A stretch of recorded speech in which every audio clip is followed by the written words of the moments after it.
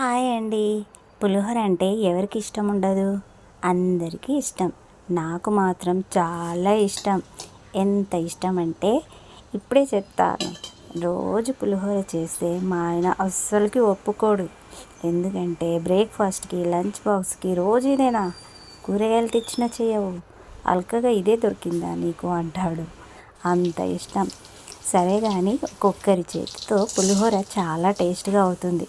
మరి నేను చేసే విధానం ఒకసారి చూడండి. 2 స్పూన్ల ఆయిల్, ఆవాలు, జీలకర్ర, కొన్ని ఎల్లిపాయలు, పల్లీలు, గుండు మినపప్పు, పచ్చిమిర్చి, ఎండుమిర్చి, కొద్దిగా పసుపు, మనకి సరిపడినంత ఉప్పు వేసుకొని లాస్ట్గా కొద్దిగా కరివేపాకు వేసి ఎర్రగా వచ్చే వరకు ఫ్రై చేయాలి. అన్నం వేడిగా ఉంటే వెడల్పుగా ఉన్న గిన్నెలో చల్లార్చాలి. తర్వాత మనం ఫ్రై చేసిందంతా వేసుకొని బాగా కలుపుకోవాలి. నేను ఇక్కడ 2 నిమ్మకాయలు పిండుకున్నాను. ఇదంతా మంచిగా కలుపుకోవాలి. పులిహోర చాలా ఈజీగా ఫాస్ట్గా అయింది కదా.